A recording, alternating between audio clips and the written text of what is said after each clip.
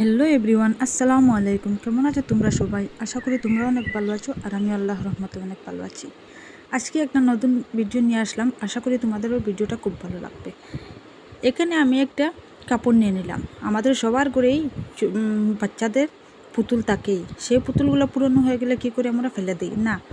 তোমরা না ফেলে একটা টিপস আজকে তোমাদেরকে দেখিয়ে দেবো। সেই টিপসটা তোমরা ব্যবহার করলে কিন্তু একটা পুতুলের জন্যই আমরা আমাদের ঘরকে আরও সুন্দর করে তুলতে পারবো। এখানে দেখো আমি কাপড়টা কাটছি। আর এইভাবে আমি যেভাবে কাঠ পেন্সিল দিয়ে এঁকে নিয়েছি তাও তোমরাও সেইভাবে আঁকতে পারবে।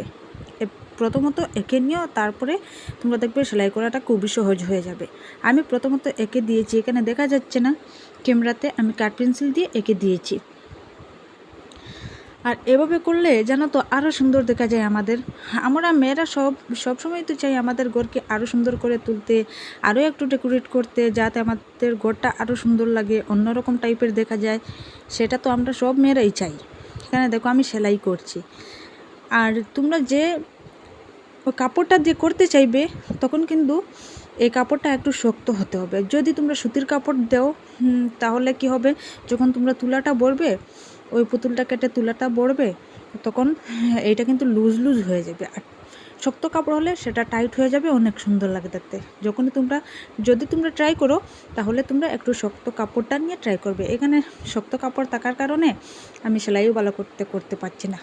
আর এখানে দেখো আমি কেটে নিলাম, যেটুকু রয়ে গিয়েছে সেইটুকু কাপড়টা কেটে নিলে ভালো হয়, শেপটা সুন্দর হয়ে বসে, বুঝেছ? তো আমি এইভাবে চাইলে অন্যরকম ফুলও বানাতে পারি, কিন্তু আমি সহজটাই দেখিয়ে দিলাম। এটা কিন্তু খুব সহজ, তোমরা চাইলে পারবে। তোমরাও করে দেখো, একবার করে ট্রাই করে দেখো, খুব ভালো লাগবে। তো এইখানে দেখো আমি কাটাছেড়া করে দেখো আমার পুরোটাই রেডি হয়েই গিয়েছে। এখন আমি উল্টে দিয়ে কী করবো, ওটাকে ভালো করে একটা এরকম করে নিলাম। তারপর আমার কাছে যেহেতু তুলুটা আগেরই পড়ে রয়েছিল, আমি পুতুলটা কেটে তুলুটা বের করে রেখে দিয়েছি। এখন দেখো আমি তুলাটা বড়ছি। এখানে পুরো টাইট করে বড়তে হবে, একটু পরে বললে হবে না, পুরোটা সুন্দর আসবে না। পুরোটা টাইট করে আমি বড়ে নিলাম। এখানে দেখো আরও বড়ছি। আমার মেয়েটাও সামনে আমাকে তুলা দিচ্ছে, বলছে মা এটা নাও। এখানে দেখো আমি সেলাইটাও করে দিলাম। সেলাইটা করে এখন আমি কি করব, একটা ফিতা লাগাতে হবে। সেই ফিতাটা আমি কি করলাম, এই কার্টেনটার নিচের দিকে একটা সেলাই করা রয়ে গিয়েছিল মুড়িটা, তো এই মুড়িটা আমি কেটে এখানে বসিয়ে দেব। কারণ সময় বেশি হয়ে যাবে আমি অন্য কাপড় নিয়ে যদি সেলাই করতে থাকি, তাহলে এখানে দেখো আমি এই জায়গাটায় সেলাই করে দেব। যেহেতু পর্দাটাকে আমরা বাঁধতে পারি, সেই রকম ফিতাটা আমি সেই মাপেই আমি বসিয়ে দিলাম। তারপর সেলাই করলাম। সেলাই করে দেখবে খুব সুন্দরই একটা হয়। আমার ঘরে আমি অনেকটাই বানিয়েছি, চাইলে তোমরাও বানাতে পারো। পুরানা পুতুলগুলো না ফেলে এইভাবে কাজে লাগানো আমাদের ভালো না, তাই পুতুলগুলো তো এমনি আসে না, টাকা দিয়েই আসে। তাহলে তোমরাও সেইটা টিপস ব্যবহার করে দেখবে, তোমাদের অনেক ভালো লাগবে।